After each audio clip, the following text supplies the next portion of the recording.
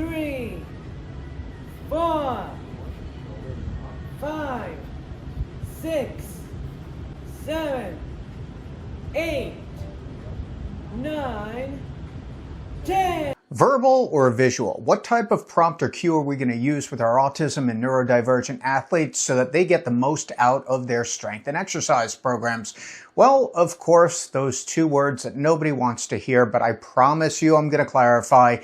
It depends. It depends on a number of factors that are really important that I'm going to discuss and share with you so that you can optimize your fitness programs for your autism and neurodivergent population, build a community of strength, capability, and independence. So when we are coaching our autism and neurodivergent athletes, the general rule is same, but sometimes a little bit different, because many of our autistic and neurodivergent athletes are going to experience particular challenges in their physical, adaptive, and cognitive abilities that are sometimes going to present some differences in how we need to proceed with coaching and programming and cueing and all the things that are really important in order to meet those athletes where they're at and actually have success. What does success look like? It means that we are delivering a training program for that athlete that is going to develop those strength and stability and motor planning skills in a way that they generalize to the outside world and increase their independence to function in activities of daily living. So when we take into account how we need to coach, there are two words that come up that I am going to cover in this video: visual and verbal. And those are the two different types of cues or prompts that we can use when we are coaching our athletes. Now, there is a lot to cover here, more than we can fit into one particular video, but I am going to cover the essentials here from both a practical perspective and then an implementation perspective. And they're similar. I don't want to get too theoretical into things, but it's important to understand the context of what we're talking about. So many of our autism and neurodivergent athletes may be less motivated to participate in that fitness session because it lacks meaningfulness for them. So if we think about the three reasons why anybody strength trains, it is to look better, to perform better for a sport, or to perform better in life. Less pain, more strength, more mobility, more endurance throughout the day. And of course, you know, it could be one of those three reasons, two or all three of those reasons as well. But for many of our autistic and neurodivergent athletes, that impetus, that motivation isn't there. That athlete has not yet made the connection between exercising and feeling good and being able to perform more capably in their daily living. So this is the reason why we, number one, have to meet that athlete where their baseline motivation is currently, and find a way to make exercise reinforcing for them as well. We have a number of ways to do that successfully in autism fitness programming, and so much of it is just relies on developing a positive relationship and rapport and respecting that athlete as well. So now we have our athlete and we're working in a session, and once you introduce an exercise in autism fitness programming, we have a streamlined process that we call label, demo, do, and cue. This is the way that we introduce and start to coach exercise. It has been used the world over to great success with athletes of all ages and ability levels. So once our autism fitness pros implement that label, demo, do, and cue, and the athlete is learning how to do that exercise the first time, that cue part is what we're going to be focusing on in this video. So there are essentially two different ways that we can provide a cue. Now, a cue is a coaching tool. It's the way that we are going to further enhance this athlete's ability to perform a particular exercise, whether it is a squat or a band pull down or a band row, an overhead press, a push-up, any of our fundamental strength exercises. Now, we have to make a decision as a coach as to which cue or which prompt is going to be the least invasive and the most effective. The least invasive or intrusive, meaning we don't want to be like hovering over the athlete and, and guiding their arms and legs all over the place, because number one, that is definitely getting too close into their personal space, which can be overwhelming and annoying and disrespectful oftentimes. And it's also going to be really difficult to fade that back, meaning once the athlete starts developing that motor skill and an understanding of how to perform that exercise, we're still there, right? But we want to fade ourselves back. We want to remove ourselves from their space as much as possible so they can perform that band row or that push-up or whatever the exercise is independently. So we need to have a plan to fade that prompt or that cue back. So that brings us to what is going to be the most effective way with this particular athlete, with this particular exercise, to coach them while also making sure that they have as much independence as possible. And this is definitely a balance ratio, because if we just have the athlete perform the exercise any which way, and we know that there's likely to be a lot of compensatory movement with that particular exercise, the athlete is performing the exercise, but not really, because the movement is breaking down consistently, so they're not really getting as much as they could or anything out of that exercise. So we do need to start at a certain level of capability, and that's where the prompting and cueing comes in as well, in addition to the fact that oftentimes we have to modify those exercises.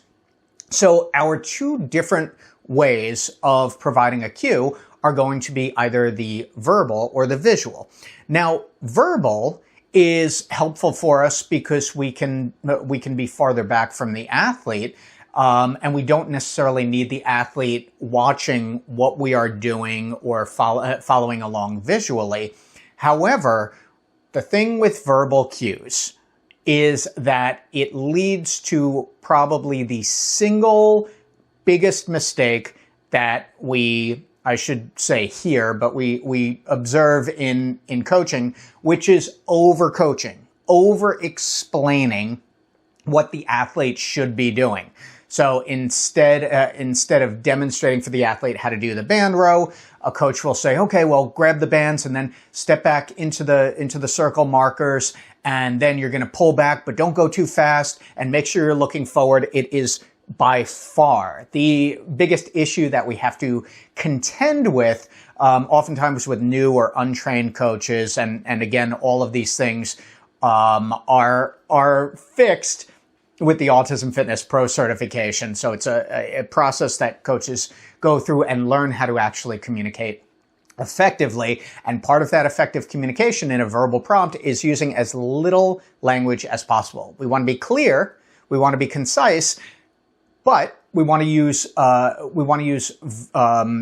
verbiage that is limited and just pertains to what that athlete is doing. So for example, with an overhead press, I might just say arms up and now arms down slow. I'm going to use very precise, very specific language on what I need that athlete to do with that particular exercise. So a verbal cue can be highly effective because, again, it's not intrusive, but we have to make sure that the athlete understands the meaning behind the words that we're using and can take action on that. And it may not even be an issue of the athlete understanding versus not understanding the words, but being able to move in accordance with the language that we're giving them. So if I, for example, say to an athlete, okay, slow going forward when they're doing that band row, and the athlete may understand the term slow, but can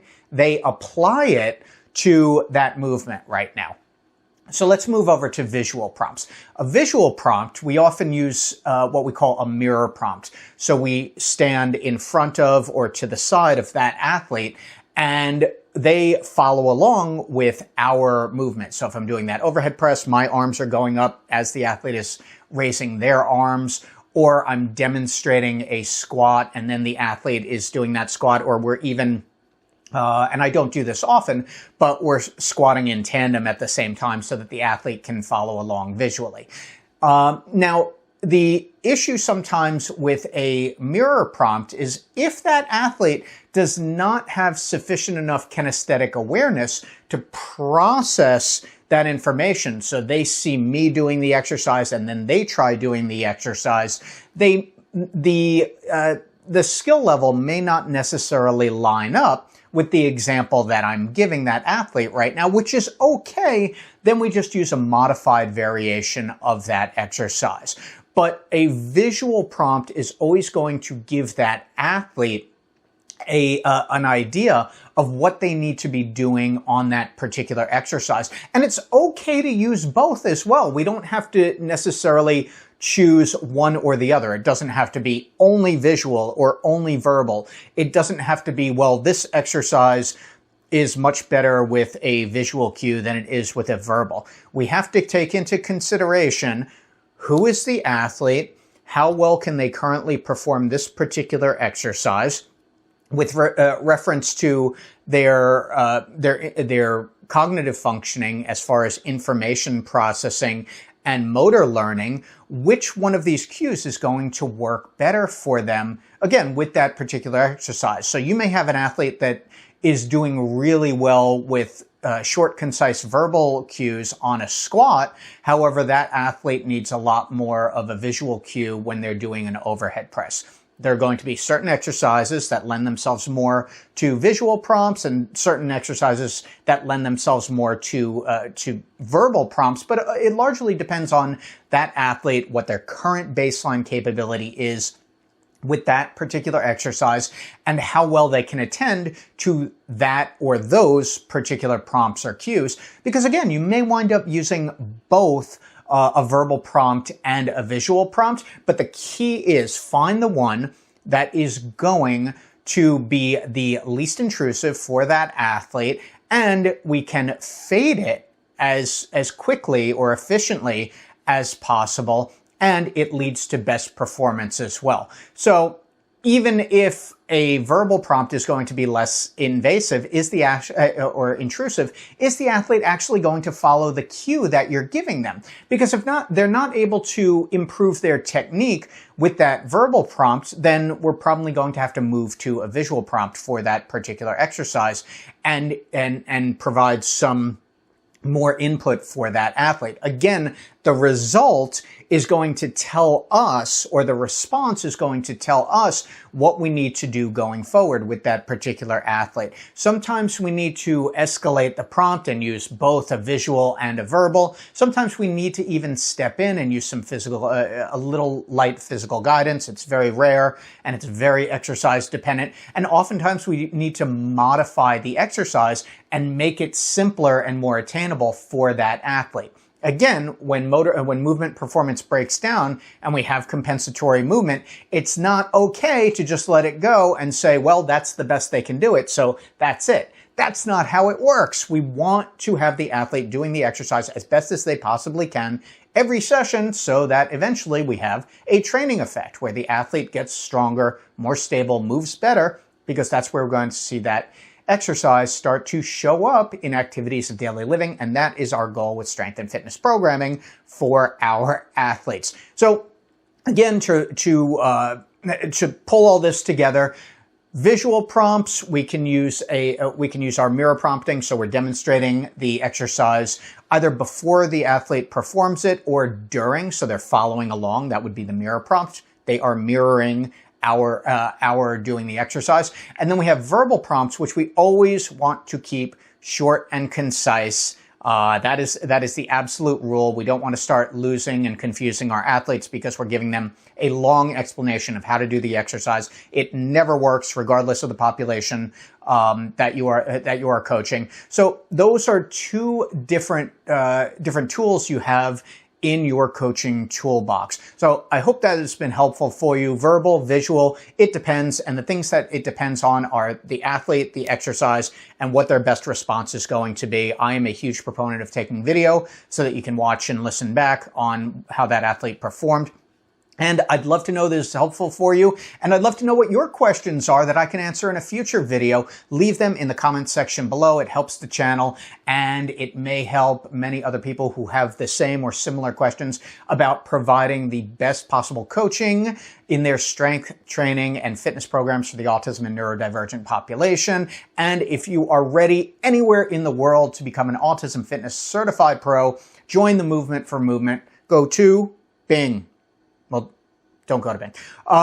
Go to autismfitness.com. You can download the course syllabus, or you can register and begin your coursework immediately, and then meet me or one of our master level pros for your full day hands-on practicals so that you get the training, education, and coaching that you and your athletes deserve.